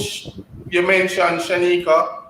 Put Shanika picture up somewhere, write about it. Even the coaches talk to the players about, say, listen, we have a female who play in the WNBA. That might be a big surprise enough for them. And they will Google, I can tell, they will Google the earnings and see if they can make money, and this can be the way for the family to leave where they are. So I think we still need to market players, because the players are not market the sport. Kind of sound away, but it's the way NBA do it. You have a face, you have Jordan, no, you have a LeBron, and when you market the players and not the sport. Right, and I'm not disagreeing with you, I believe I did agree with you, but I'm saying if that is not in place, are you telling me you won't be able to find the motivation to really put yourself at the level that you are? No, we are talking about growing the sport. And when growing the sport, you want majority to play a role. Out of the majority, both of us know that the percentage is limited to who will make it to overseas, who will make it to NBA. You mentioned it that yourself. You play the sport, but when you're overseas, you didn't look at it to say, I want to go to WNBA. You enjoy playing the sport. All right. So when we get more persons to play the sport, we can get to pick and choose and get to get that sponsorship on board. So it's marketing the sport, not to just get an excellent player from it. No, that is true, and that's a very good point. And I'm not disagreeing with that point. That is true. And from that angle, I would say definitely we need to start doing that. We definitely need to, because when you look out there, you see on the college teams, we have quite a few Jamaicans are out there, but are we in contact with them? Do we know much about them? But we can still point to ones who have gone in the past, like you said, Obi and others, Jerome Jordan and others, and we do need to try to, on the developmental side, to really use them some more. Okay. I totally agree, but I'm just also saying for the young players themselves. And remember, I'm talking in the current context of female basketball, because we don't have any 8 and 9-year-old playing, which is good to see something. That's what I was responding to. The current environment, we have what, 16, 15-year-old playing. So that's what I'm saying. If you don't see someone right now at that level when you're playing ball, are you going to stop the sport? But in general, it's definitely important to market the sport. And to market the sport, the best way to do it is have an image that someone can aspire to. Without a doubt, I totally agree with you. I think marketing the female basketball would probably even be easier in Jamaica than the males, to be honest. Because Willard saw Calvin Martin post a picture in Basketball Jamaica and instantly him say, "Oh, we need to watch female basketball." I don't know why, but I don't know if it's just the image alone. But a lot of questions, as I said, Daisy, we don't want to get the viewers cuss. So we are saying, "Oh, look how much question we are post and then put it up." So we're just running to the viewers' comments and questions now. So Willard, what is going on there? No, I just saw when Ladania asked a question if Rowan Robinson and Onion Brown are not female coaches. All right, Mr. Donna, hi. I don't know what point you joined the stream, but I did shout out to them and say, yes, they are. But they also coach male. I want a female focused coach. When them say you coach basketball, yes, who do you coach? He said female basketball. That's what I want. Great for only Coach Rohan. Trust me, I love them for the time that they split with us. But it's a divided time. All right. This is again from G Troop. Oops. Is Java in touch with Vanessa Gayton, former WNBA? Sarita Bloomfield, drafted by the WNBA. Simone Edwards, former WNBA, NCAA coach. Anika King, former WNBA. Nadine Malcolm, Marvadine Anderson, and all of them. Who is G Troops? I don't know, but she has a lot of info. You must get G-Troop do an interview with G-Troop as well. But someone has been involved with the program and she still is at some level, because I think she's working on something, I don't know, something with them now. But yes, all the names you've called, it's Simone Edwards and Vanessa and Sarita rather. Sarita played quite a few years with us, and Vanessa as well. Where they are now, I don't know, because remember, you always know where Jabba is. We don't always know where they are. So that's also when it comes back to us as the players, because that's one of the points we have also as female. We have so many females that went away on basketball scholarships, and they really don't come back much. I don't stay in touch with us much. When they are playing in college and we can see them on their school sites and stuff, that's great. But once they turn pro and it's not pro in the NBA, we lose touch with them. You have to show the interest and come back to pay it forward. And that's where we have some disconnect at times. The ones who are in touch with, yes, like I said, Simone still is. Sarita, I haven't heard her sing in a long time. She played quite a few years for us. Marvadine, as far as I know, I'm familiar with her. I don't believe she's really played basketball for us. She got basketball scholarship because she had the potential and everything. I don't know where she is right now. I've not kept up with her. And I forgot the other name. Anika, I don't know. I don't know if I've been in touch with her. Right, but there are so many people out there, yes, that we can touch base with. But like I said, and it's no excuse. You always know where Jabba is. Okay. And the thing is that, to be fair to Mr. Natty also, he's creating, and I also want a female where with a database of everybody, whoever we can find. Once we find you, we send you a form. A coach from Cedar Hill in Pennsylvania contacted me about a player there. We sent him a form. So the form sent to us and we added it to the database. So now we have your contact. So everyone can know. If you know of anyone, give them our contact information. We will send them the form so we can capture their contact info and have them on record. Because if we don't have a contact for you, we can't be in touch with you. We want you to be involved, yes, but you have to give us the opportunity to be able to bring you into the program. Facts. And I talk about keeping in touch is the same thing we get most majority of the times, that even our president, Paulton Gordon, the viewers, they say they don't know him and they would love to see him and talk with him, because as you mentioned, the keeping in touch is not a one-way thing. As in, they normally complain that when they are overseas, nobody make contact with them. So when everything is over, it's kind of unfair that you didn't make any contact, but now you want us to make contact with you. We are on the show, we are promoting a balance to say that just like how you mentioned, that is getting that database involved where we can keep that contact with both ends and don't make it seem like just because you want back something, you are making contact with them, but you want the greater good. As I said before, I might have to step back because more questions in the chat and we've got to let the viewers know. The show is for them, we are just here. I can tell you, like, this is the most questions that we've gotten for any guest that we have on the show from the viewers. That's good. And G Troops. Hot seat. Yeah, she has all of them. This is one more. Why wasn't Ramona Lawrence, former Camperdown 6 feet 1 point guard, no 20-year-old not cultivated to be a part of the national squad? All right. When I came on, the first tournament we had was CAC, and then also we had the China program. I sent a request for all players, submit names and stuff to come under the program. If that information does not come to me, the coaches, I mean, come on, the coach is O'Neal Brown. Should have been O'Neal Brown. If it wasn't in his time frame, then I apologize. But the coach is O'Neal Brown. If he doesn't bring her to a training or tell her when to come, there's nothing I can do about that. Because I, as the female committee chair, I'm not going to choose any one player to run after. You have great talents, great qualifications, yes. Once you give us everything to be a part of your development, we will wholeheartedly do so. But again, you're calling out a player's name from a school that is well positioned in basketball. Their coach is well involved in basketball. If she was never at the national program training, I wouldn't have known about her. And I will not put on my hand and accept that one for her not being part of any development program. And I have to ask a quick question as you said that, because Goofy threw it out. Goofy said that, are there any female national group where players know players? Is there a female national group? Yes, all the names that I got when we started asking for information, I created a WhatsApp page. It's called the Female Development Program. And I've told them, anyone you have a number, give it to me and I'll add the person to the group. And we have that page. I mean, it's not really much talking going on right now. But can you give me a number, a rough number? On that page, I think we have 56. Well, I have my phone right here. I can tell you for sure. So, yeah, and it's mainly high school, and like LaDonna them are on it, Rashida they're on it. You know, everyone that I know we put on the page. So we have 56 persons, and sometimes the interview poster is posted in that group.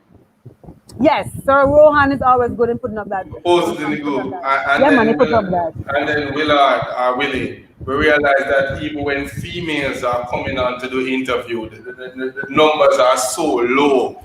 Right. When they come on to female support, I don't know, because like when we have a Ladania, a Sasha, a Melissa, you still find out that females know they're in the same group, but still they don't come out. So maybe we don't know what we have to do to get the support.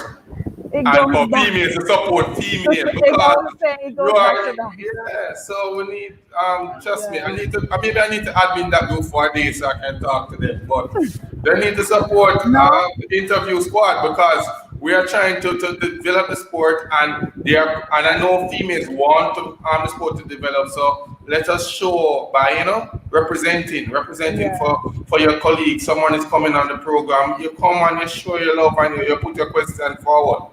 But more questions with that? Hold on, let me just say something about that too, because like I said, Sir Rowan has been good, coach has been good and put it in the page, and sometimes it's great to go behind and say, remember that this interview is coming on, make sure you check it out and stuff. But to be honest, if I was a salesperson, I would have starved to death, because I am not going to convince you to do something that you are aware you should be doing or should be a part of. Because by him posting those videos, those interviews and stuff on it, you say, wow, Daisy's going to be on, Simone is going to be on. I have to tune in. Every person who's on the page right now should be on this stream. They should be. I can't convince you to do something that you don't understand you should be doing. Mm-hmm. That comes from within. Because you are aware, you are informed. Yeah, facts. Willard, more questions? No, it's not really a No, question. Come on. It's wanna tell me say, 1 hour, you know, but don't. Listen to me. When no say you soon go for your Sunday dinner, we soon let you go. no, it's just she's saying that the program wasn't a development one. Who's that? G-Chup?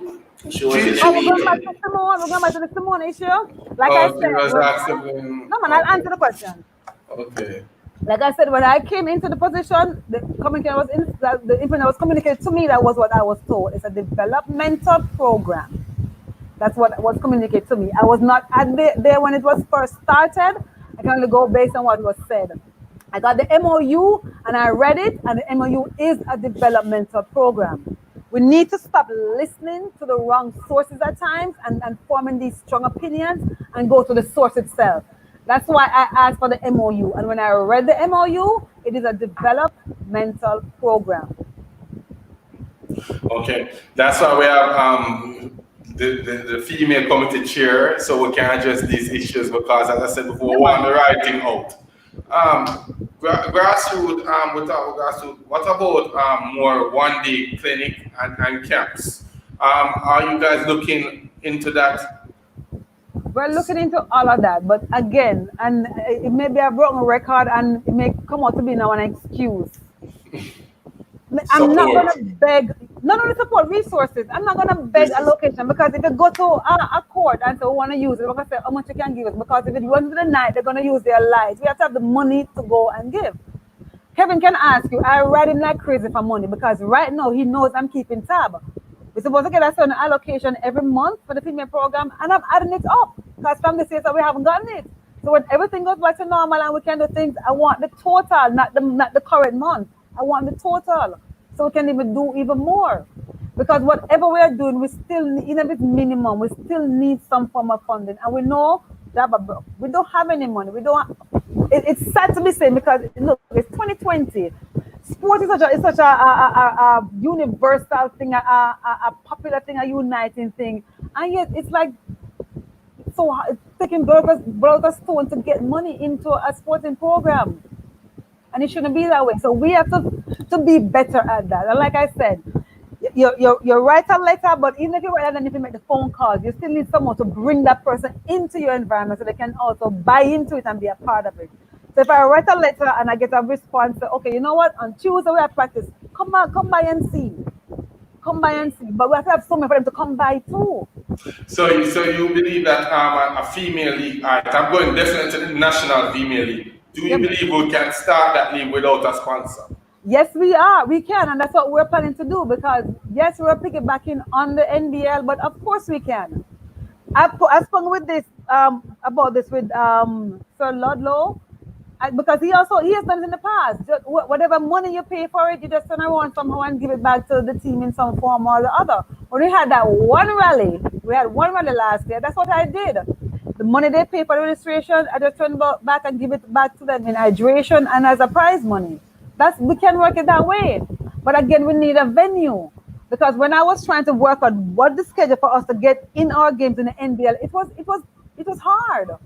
It was hard because they're really from this time to that time, and so we have to have a home. We have to have our space so we can call the shot in terms of time frame and availability. But we can play. You just do that. The players have to be willing to be a part of that as well. Because some players, if they're not playing and getting money or stuff or whatever, so they don't want to be a part of it. And so that's why I said the sacrifice comes in. Business house female 3-on-3 basketball. I know, right? Is something we can? I need to talk to captain. Yeah, you should. We need to find out what's going on that side. Honestly, I never thought about the thanks for part in that. I definitely will follow up on it. The interview squad normally have the answer, but I don't know why they don't talk to us. You're the link. You connect the point. I see David making a good point here, but then he also mentioned that the male has more advantages as far as getting access to basketball courts. That's false.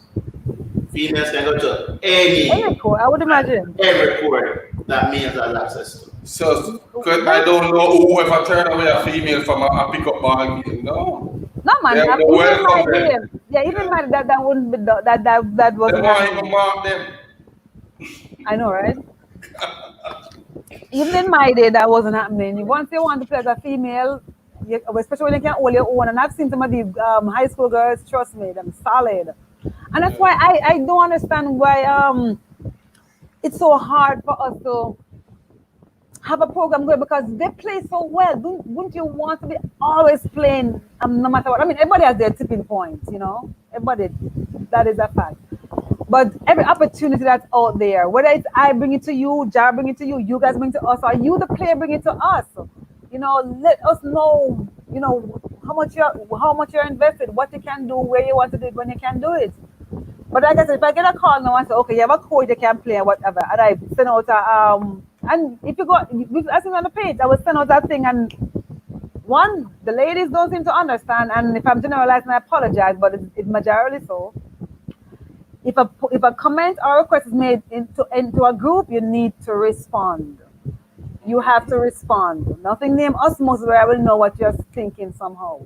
You have to respond. So if I say I need a team by 2 o'clock on Tuesday and I don't get a response, I'm going to call back and say, I'm sorry, I can't fill that deal. So you don't show up on Tuesday and say, oh, but mega player, you didn't say.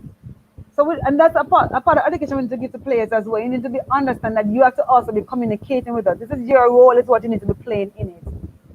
And sometimes we are bad at that. This is a solid point from Coach Stumbo. Exactly. And that's sometimes why they don't respond. Yeah. It's true. But again, why are you playing the sport? I asked that I think a couple of times already. Why are you playing the sport? Are you someone who plays basketball? Or are you a basketball player? Well, my philosophy, and sometimes I'm glad that most of these basketball group, I'm not the admin for it. I know Willard is the admin for some. Honestly, I will kick out a lot of person. Being honest, there's no way we can have a basketball group and you're not a part. You're doing nothing in development. You're not trying to even show up at some of these games. You're just there bashing the sport and nothing to do. Ruan have a tagline that we normally just say, "What are you doing?" And we continue with that tagline. What are you doing? 56 persons in a female basketball group and 10 persons tune in. 46 must get kicked out. We just do things rough. You know, I am so agreed. And I'm going to verify that number. But let me tell you, you can ask me to not. That's how I act, function, you know. But in this environment, I realize I can't do that because that's what I would do. To be honest. You can't say you want development and you're not doing nothing. Exactly. Let me look. You're looking for a number. I'm verifying the number. While they're looking, Rick Turner, Ruan Robinson, they're looking at Paris 2024. Is there any goal set for or anything, any future plans for the national female team? Is there any goals they are going after? You know, the other day I was thinking about it and I was like, can you imagine? We have to sit out. When I say sit, I mean kind of sit out to really be in FIBA competition for the next 2-3 years. Whoa. Because they have the World Cup in 2022 and we have no chance of being in any way part of that. So I have to go wait for the next cycle, which will be the Paris thing. And it comes back to us developing. We have, well, I would say 3 years. 2020 kind of, so we have 3 solid, or rather 2, because we usually start from, late the year before to early in the year after the competition for the qualifiers and stuff. And that's a lot of time. We have a lot of players who are playing right now. But if we as job, meaning myself and Emerson, don't get us act together, we get a court, we get a home, we put a solid program in place, we won't be there. We're going to be locked out into another cycle again. We're going to be locked out. And that's what we have to aim for. And I am aware of it. Like I said, I was looking and I was like, I can't imagine 2022 and before we can even start to think of trying to for something on a FIBA level. And that's sad. And you say we're a national program.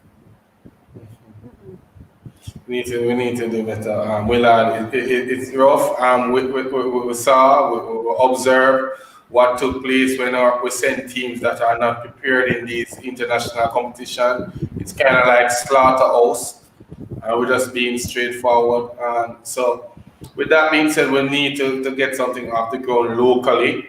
I saw where, I don't know if it's G-Troop mentioned about, we can also use the high schools courts to assist development if we don't have a home currently now. I said Ludlow mentioned that The request isn't made. Calabar has hosted several games, including high school female final. So this is a male coach. He's saying that he's willing and ready for you guys to ask for the court and start whatever initiative or plans or program that are in place. And so Barker has said that to me in person. The only thing in the past, going forward, is that something we'll also be constantly doing. The only thing in the past is when we needed a court, they usually have something going on. Because when we were practicing getting ladies ready for China or going to the CAC and other games, when we have our practice programs, when we have coach availability and player availability, like that, like Calabar usually being used, and he knows that too. We've used Holy Childhood. Sir Brown has gone Holy Childhood for us, and like I said, we've used Champion quite a lot in the past 2 preparation sessions. We've used Champion, and Andrews has a pretty good court too. And Andrews has a pretty good court as well. So once we have a contact and we can get in there, trust me, I'm not afraid of asking, begging or whatever. But once we write a letter and we get a response, we're there. When you say you write a letter, you mean like email or email? No man, we write a formal letter, attach it to an email and send it to whoever we have the contact numbers and information for. Okay. So put a formal document together. To be honest, I have a sheet of paper right here and I'm just writing down things that you mentioned. But I must say, majority of the things that is being said is all about, I would have put underneath like negative, in the sense that need to improve, what we need to look forward to. My question to you now, I hope this is not a hard question. It's supposed to be an easy question. What are the positives behind female basketball today in Jamaica? What are some of the positive things we can talk about? The positive thing is that we're still playing. We still have players playing. We still have players who have the interest. But honestly, I would say that's about it. I don't know, and you can help my memory. In recent memory, I've really heard of anyone going away on a scholarship. I've heard about people getting scholarship, but it's by way of. They don't really inform us or inform me as, the head for female right now. Last year, I heard about 2, and it was by way of. That's unfortunate. But the only positive I see right now is that people are still out there willing to play. There's nothing much else right now. We want to get the sport going. We need to get the sport going, and we have to get the sport going. We need the home court. And when I get off the call, I'm going to come and ask, what's the latest on the stadium court? Because the last time I asked was a couple months ago. No, before the COVID, when we were talking about getting the NDL, and the latest for the NDL. That's what I followed up. And that's one, because that's what the interview squad is all about, to spark that fire. So as soon as you come off, call him, make him ask him the questions, because we need to get things up and running. Those are the 2 last females to get scholarship, Daniel Tennant and Tai Treasure. Well, you call the names, and those are the names I'm talking about. I only heard by way of. I know nothing about their scholarship opportunities. I only heard by way of, and I heard by way of, and I'm not afraid to say this, when they asked back for their passports and they can't go on a Sunday trip with us. That's how I knew they were going away. They don't inform us. And I don't see how you can be a part of a program when you don't help the program to develop by keeping us connected. Daisy, who want clarity with that? Who is they? Who don't invite? The players themselves or the coaches? Coaches. It starts with the coaches. Okay. And then the players themselves, because you also saw the coach, you also know you have an obligation, because like I said, at that point when I found out we're preparing them to go overseas, you at that point you also should come to us and formally say, I have this opportunity, because that's what we are here for. So we want for you to happen for you to get opportunity and go away. So they have to also be a part of ensuring that when you get the opportunity, we still keep the relationship, and then we can find out how to get others that same opportunity even more. Because when you go to a school, you're now linking up for someone else. So the courses are out for how much schools are a part of the college league? 3. It's 3. But again, but again, Willard, I understand what Daisy is saying, and she said use the word both, but I will more lean to the coaches, for example, because as you know, as a player, the coaches sometimes is the one, whatever they say is gospel. They are the person they turn to. So if they get a scholarship, they will run to the coach and say, listen, I got this, I got that, and I'm going to leave. So the coaches are the ones supposed to really inform Jabba. So we're not letting off anybody easily off the hook. So coaches, we need to tighten up that situation. Not only females, males also. We had Stephen Johnson on Friday who mentioned, and we said that that was one of the disconnect with Star Search and Jamaica with their involvement. Players leave and the Jabba themselves didn't know about it until whatsoever. So let us tighten up in those little areas. Willard, anything? Keisha. From Keisha. Is there involved in this Schoolgirls League at any at all being the Women's Commissioner now? No, only through Mr. Remeke. I get feedback from him. Because the last thing that we spoke about is him organizing a meeting for me and the principals. But that was earlier in the year, so nothing has happened more on that. But before, no. Nothing direct as yet. Nothing direct as yet. These are things we need to look at. We need to get the president come on, because I hear, and I know I'm quoting, this is a hearsay that it's the same thing in regards to the referee association. There's nobody on the ISA committee, and now you're saying as a female commissioner, female committee chair, with the same thing as well. You're not involved. These are things need to sort out. There's no way you're going to have proper execution and transparency and development if the person like yourself will be asking or maybe get a phone call to get information. You get what I'm saying? Which is be an informal thing, because they don't really have to share with you because you're not on it. So we need to look into that totally. No, and that's true, and that's where the commissioner came about. You know, Mr. Remeke is the one that has that direct contact, so we've asked. Mr. Natch had asked previously, and I've asked since. Get us a meeting, because we need to have more females at that level playing the sport. Like I said, we only have one league, one level right now, and that's doing nothing. We have to bring the younger ones in, but we have to talk with the principals to know what their resources are, what their capabilities are, because if we're telling you to get a team, you have to go pay the coach, and you have to find the time and other resources. So we need to come together and see how best we can each help one another. So that's what I'm asking the meeting for. Who are the coaches involved with the female program, and what happened to Coach Eastman? Coach Eastman, that's not a name I know. Like I said, I came back 2018, so if it was anywhere before that, I'm not before that. Okay. But Coach Brown, Coach O'Neill Brown, Coach Rohan Robinson, and Dave Black, and we have Clearton from GC Foster. Those are the main ones that we can call on. Okay, and Coach Stumbo. Are the coaches a part of Java? Yes, because not part of the development plan was to get all coaches registered. So as far as I know, we had gotten that done, and they had also started the different coaching certification levels, because we have put some criteria in place as to what level you have to be. You have to be certified at least the first level one to be able to coach. So they all are registered with Java.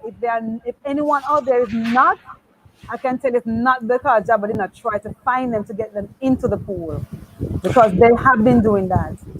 But I think Ludlow Barker mentioned about information, and sometimes Java is not that competent in delivering it, because he mentioned right here, no one told us about Daisy was a female rep. Information on the female program is not being circulated. Okay, I will say then, if he's saying what he's meaning, that the formal communication didn't go out from Java, and I'm kind of causing myself, but I cannot disagree, because that was one of my criteria. Before I asked about anything, they had to formally inform me, and they were to also inform the basketball environment. So I have to go back and see if they really did not do that. But nothing to Java, then I will agree with him. If Sir Ludlow said he never know, then Ludlow, they talk about it, okay? But formally, it should be coming from the association. So he may be correct in that, but I know I'd ask for that. I know I got my formal notification email. I have to verify if they did send it to the general body. Hot shot, a lot of things being said. It's been up and down, communication, comments. It seems like a lot of persons want to just get this female program off. Some persons put sad to the fact that you mentioned earlier that it's not a lot of positive, but we have potential and we are going to move forward. They would love to see some of these things already implemented, but as I said before, it would have to be future date. And sometimes we'll have guests come on our show, and we'll like to hold them accountable for what they mentioned. That's good. So with that being said, I'm a notepad now. I'm going to throw away this one with a lot of bad things. So I'm going to put it over here. I'm going to look at it later, but because now I'm going to turn to you now and just ask you to list some of those. COVID is a time that gave us a lot of time to plan. So I believe you come out of COVID and you don't learn anything or execute anything. You really waste because we have a lot of time at home sitting down. Inside social distancing. Can you give me at least some plans you have coming out of this COVID, or you're going to re-energize female basketball? And I'm really looking forward to the positives now. So let me just get back to the part out. Let me tell you some things and questions and brainstorming I'd put down. All right. Food for thought. You know, who are the primary stakeholders in the sport? You know, who stands to benefit the most when it comes to female basketball? What are the current issues that prevent female basketball from developing to a sustainable level? What are the probable likely causes of the stated issues? What actions are required to successfully resolve? What are the potential or existing barriers to success? The focus that we need to have. We need operational policy and procedures. The player pool, we have already started with that. Sustainable practice sessions starting with a home venue. We need that equipment. And this means ball, cones, gym time as well. Nutrition and hydration. Dedicated coaches. I mean, I think I've said it so many times before. And then the kind of fundraisers, the fish fry, raffle, do clinics, 3-on-3 tournaments, do 5Ks, that's a big thing now. Shoot-a-thon, midnight madness, that's a big thing in America, in the American college scene. Another way to attract people to the sport. And then when we have our practice sessions, we need to make sure we start these sessions and start them with sense. Because what I always don't, I've never liked with, at least being a part of the overseas program where I went to go to college and play ball there, it shows you that you should never at any point have a practice session where a player is standing around. No time, they should be doing something, whether they're shooting a side basket, doing their ball handling drills or something. So we need to make sure, so when we are going forward and structuring our training program, that's what we do. And for me, when the first program that I have, the first training that I would have coming out of this or continuing is we invite the pool of players to come in. I would have let them play ball. I think that's the best way to assess, just to have them play for 2 hours, 3 hours, and then we start our development planning per player and per position. So we know if Daisy can play this, okay. So guard-wise, we need to do this, we need to do that, and stuff like that. But those are just some of the things, and these are things that are probably they're basic and they're like we say, you know, that should be done. But that's just what I think we need to be, how we need to be coming out of this and what we need to be doing. But like I said, the first phone call is to Mr. Natty. We need the home court because everybody can get to stadium. So if it's that, unfortunately, we can start right now, fine. If we can't get stadium, is not ready, and a court or somewhere a school will say, because school is closed now. Say, okay, come here, we can use this. Whatever the controls we have in place under COVID, you know, we just work with it. We just work with it. Okay, and I like those ideas. I wish you could email it to us. I'm going to send you my email. So I want to hold and see your initiative going forward. I see LaDanya make a point right here. She said, guys, people don't even know who the president is. You think they're going to know who the female commissioner. And with that, we can smile and we can laugh about it a little bit, but majority of the things that you mentioned, I realize that you don't relate it to Paulton Gardner, who's the president. I think that is something we need to get out there in the sense that persons need to know the president, and we have been calling and we're going to make contact with him to join the program where some questions can be here to him and see how he respond, because you females has been saying over and over about this league, and we say no, we have to get the female commissioner. So now I know you say you're going to call Natty afterwards to talk to him about, because before COVID you have spoke with him, and now you're going to. I want you to also call Mr. Gordon. No, hold on. Stop right there. Stop right there. Let me say this. First of all, you're now telling me that they're not on this, because I personally informed them about it. So if they saw a flyer or anything, I informed them directly. So why are they not on? And I'm going to ask them that then, because you're saying they're not on, correct?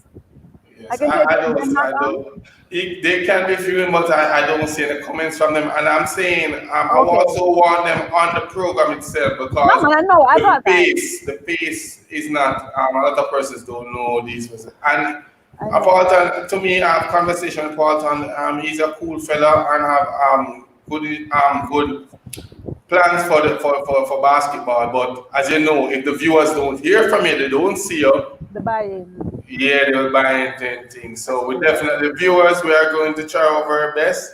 Tanya, you are behind. Please write this down for us. We need to make contact with Walton this week to see when we can have him on this program. The chat is blowing up. Willard have to step out for a bit, so I apologize. But we'll continue. Would you believe I am actually working today too? I have a report that I'm working on. But I will stay up tonight. I have an audit report I have to issue for tomorrow, but I'll stay up tonight to finish. But because I want this to continue. But honestly, I didn't plan for 2 hours. But okay, we're closing up. I just really don't want viewers to get upset with me. Linford is just giving advice and adding to your positive list. How we use the word positive list now. A home court within all parishes, high school, etc., not limited to Kingston only, because that's one of our biggest concerns. Basketball is being focused only in the Southern Conference. Is there any conference or you're working with any other, liaison person regarding female development in the other parishes such as the West? Well, I'm glad you said the West, because I reached out and tried, and I tried. I got a name, I made contact twice, and I'm still trying. You see, the thing is, we love to, I think you also mentioned it, we love to find the issues and point the fingers. But when the ball comes into our court, we don't step up to it. Because I did reach out, because the West at that time was the most active one. They're more active than us here in Kingston. And I did try that, and I will continue trying. But those who are involved, and like I said, you cannot be in a position and you're not acting in a position. Something is definitely wrong with that picture.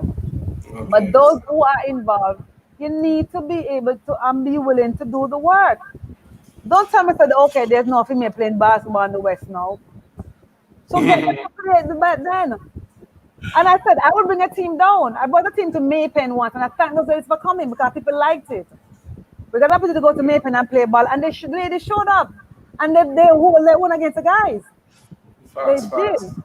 But, you know, everybody, not because I wear the hat per se, a female chair, it's my duty to build basketball for female. No. It's not my sole duty. We all are part of the ingredient that's necessary to make it prosper.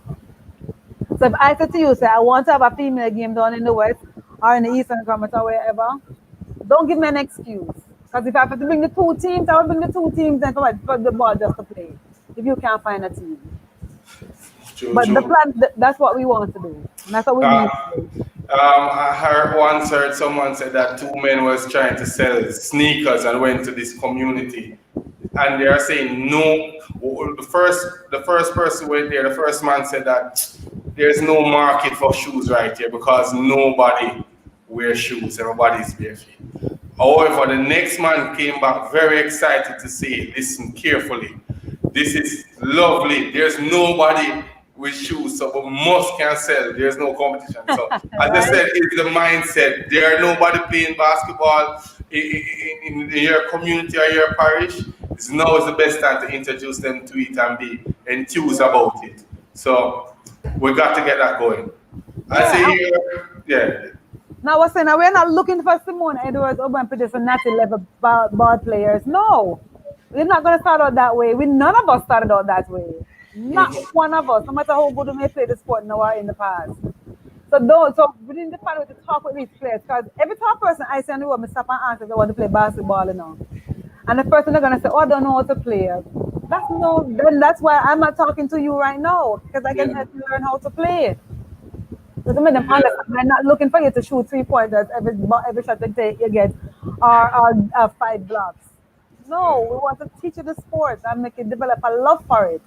Because the thing is that we need to have players that really love the sport. I love the sport in the sense that whatever it takes for me to continue in the sport and for the sport to continue, I'm going to dig and find it. We need to get to there. All right, then. Willard, can you bring up that Coach Stumbuck statement? I know it's not for you, Daisy, it's really addressing to us to say that they want an interview to give the fans and supporters of basketball the information of everyone that is a part of Java. I think too many persons don't know. And Coach Stumbuck, we're definitely going to do that. Before the next interview, we will try and get that list out to the fans and the viewers, because we need to know who is in charge and who we can liaison, not just to complain to, but also to bring good ideas and, and as you mentioned, volunteer and try to uplift the sport. And now before you go, I don't want to hold it too long. I don't know if the oxtail is getting cold or you want to do it. However, we have a lot of overseas females, and I say Shanika, I say Ladania, I say. Well, I don't know in person. I've seen them on pictures on WhatsApp and stuff, because they played when I wasn't here. Like they were out here when I wasn't here as yet. But I know the names and all queens. We can testify to that. I know. I see that. I saw. I think Shanika mentioned earlier that Melissa and some other person, I think Ladana, is planning to come down and assist with camps for the females. Is that something that you will welcome, and I will and want to knock Edwin to see how best we can start that? Tell me what's wrong with that question you just posed to me. What's wrong with it? Yeah, that you just posed to me. I said that they are coming down here to assist in that camp for females. And they want to, and you're the female commissioner, and I'm saying to you, would you be interested or would you welcome that initiative? Before I answer it, I'm asking you, tell me what is wrong with that question you're asking me. You should ask Java, who should they have? No. What I'm saying is, I never heard about that before, and that's where the problem is. No, they are saying no in the chat. They are saying no in the chat to say that they would want to come down and do something. I apologize. They had the plans in place and they were already coming. I'm sorry. No, man. It was said in the chat, so we can't bring up everything to you. There's a lot of things being said in it. So I said, Ladana, right, just as we we're talking now. We reached out to the president. I didn't know that Daisy was a female commissioner. So let us retract. They reached out to the president, and I didn't know that Daisy was the female commissioner. Ladania, not a fault of yours, because you reach the president should normally say Daisy. Yes. So Willard, we can say there's a disconnect. Very much so. But definitely, that's what we want. I love when the players that are currently active are involved on the other side as well. So that for sure. Let me know what you need us to help you coordinate within the context of what we have available in terms of resources, and definitely. Send us information. Send what you want us to do, Mr. Donna, what you want us to do, what you need to help us with, and what your plans for the camp are. And not to be for the viewers, if they have any ideas, you pass it on. Pass it on. We will put the list out, but they can reach out to us. We'll also bring the information. Ladanya, as you know, we are about basketball, where we can come in and do the marketing and promote through videos and contact. We are willing also, Ladanya. You have my number, your text, Shanika, all the females. I'm just showing it out there that interview squad is here to assist in any way we can. Also, what about Stumble General? With a great idea again, as in regards to coaching the female program, just form a group of coaches, have them develop a plan. I give them one, but I think that we could be great start to fix the coaching issues. Coaching issues, I would think.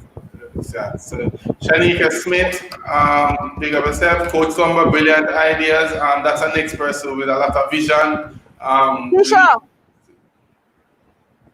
We need to get. But as I said before, Daisy Oxtail is getting cold, and coleslaw, and I don't know, bunga rice and peas. I don't know where fine green to them time here, but it's a lovely interview. There are still more questions in the chat. Person still stating, but Daisy.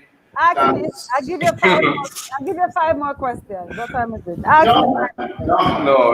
You. Yeah, we appreciate you taking the time to come on this program and be honest, open, and just sharing and answering every question. And direct.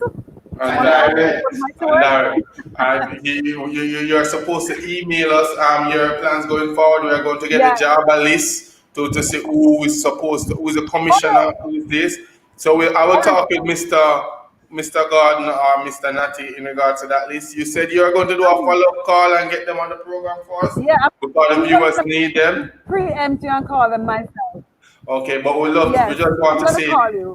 Okay, we just want to say thank you for a lovely interview. A lot of questions has been shown. Sorry, I don't understand. As I said, technology. Yeah.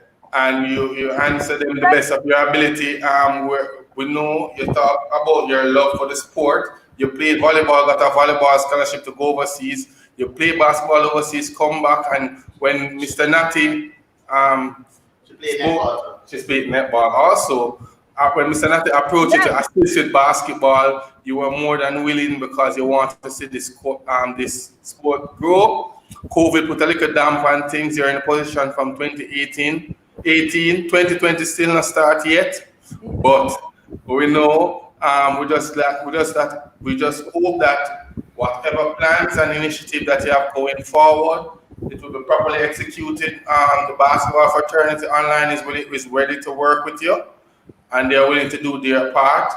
So we just want to say thank you again for spending time with us today to talk about basketball in regards to female. Hot topic, but you dealt with it well. Thanks, and thanks for having me on the program. And again, I say what you guys are doing on this platform is really awesome. I love enough to eat. Love it. I must go by go cuss them out now, so they need to subscribe to the interview channel, because the more subscription, the better we can help the sport, and that's what they know. This, we're here for the sport. So and we want to bring that balance. Willy also hungry.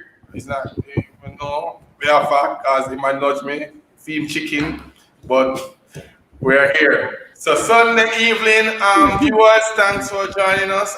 Thanks for making this electrifying conversation here in the chat. A lot of comments. We have to highlight G2. That's what I mean.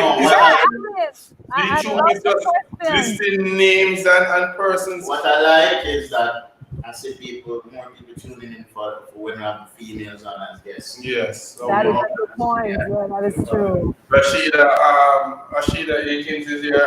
Thanks. I think she's 1 or 2 or the third person to be on set. Ludlow, Coach Stumbo, Shanika Smith, Ladania, who can call mornings, I'm missing names. Just a big thank you for watching and to be involved. I love when you pose your questions and your comments. It's really helped the show to reach to where it's supposed to be. Well, Sunday evening, I'm hungry. Friday, I'm going to go for the jerk chicken. Let me just give you some information, like I was saying, and just to correct, on the page, the one that I was telling you about, the job of female page, Yes. We have 23 players, but on the list of players that we have is 56. That means I don't have numbers for everybody. So again, give me the number so I can add you to the page. Okay. So we need that to be cleared up. Please, guys, give the number. We need that page to grow, and we need to make contact. Once you're a female, you need to be on our development page. Facts. Once you're a female, you need to be on it because that's the quickest way to get in touch with everybody at one time. Okay. So give us that information. You can share my number so they can know because I'm the one that sets up the page. So share my number and they can always send me a message to add whomever. We can do it on it. Yeah, we put the number. We don't want to put on Instagram. No. Ladana will know to get in. Ladana will get in touch with me and I will try to give them the information. Yeah, man, that's fine. Yeah, all right, cool. So once more, Jamaica. We have to say, Untitled, jump on now. Thank you again. Yeah, I must apologize. I don't know. Can I take one more question because this is a regular viewer and he just jump in and show a question. So send me the rest of them via WhatsApp that we don't get to address. Untitled, you know, I'm a farmer. Yeah. Have a relationship with Jabba. No, I can answer it. When you say relationship, we have a database where they have all registered. We send when I say we, I mean Mr. Nancy head in the development committee. Send a call for all coaches to register with Jabba, and I know he was doing that. Whoever is outside that bubble is because they have not made contact. Because we aren't able to go on individual and say, oh, I know you coach. Lord, I know you're a coach. But I add you to it. No, we send a general call. We said, Coach Rohan, we know you coach. No, general call. Coach Anil, we know you coach. No, a general call for everybody to contact, give us your information. And I know some coaches probably, I don't know, I think this question is from more on a personal side. Maybe there's some disconnect or some issues with them and Java, but come on, we're all adults. History. Let's get over it, History. Yes. Get over it. What are we here for? We're here to build the sport and to see it continue after us. Right? So if you know there's a problem that you know you can help with, don't say because you and Jabba had bad history before. No. New page. Everyone will open their eyes, new page. All right. Before you go, Daisy, a question was thrown at you. Who is Coach Eatman? I know you said that it was before your time. Rowan is answering. It's a coach will has to be paid. Every time he comes here, Jabba don't have to pay us really. Once they can pay him, he will be here. If he's available, he's a great coach. We learn a lot from him. So, that's not a question. No, as a statement in regards of someone asked earlier who was Coach Eatman, but she was said before her time. So, Rowan is an old dinosaur in the team. John Starks. Let me just touch on that somehow because I know that's also some issue with the coaches. Oh, the overseas coach come, you have to pay him. And I understand and I agree with that. I have a beef with that too. Because again, remember, all of us are volunteering. Said you overseas say, you know what, I really want to work with you, Why will I pay you when you come? To be honest. Volunteer your time. Volunteer your time too. Whatever we can help you with, otherwise, technically, then we will do that. But I don't know what arrangements have been in place with him and them. That's before my time. But I mean, I can understand when some coaches feel peeved when they're aware of that situation. So as an associate, you have to look at it and see, okay, what we need to fix there. Okay, all right, cool. All right, definitely, most definitely. So once again, viewers, thanks for joining in. Interview squad in the building. Love the chat. Yeah. What will I find?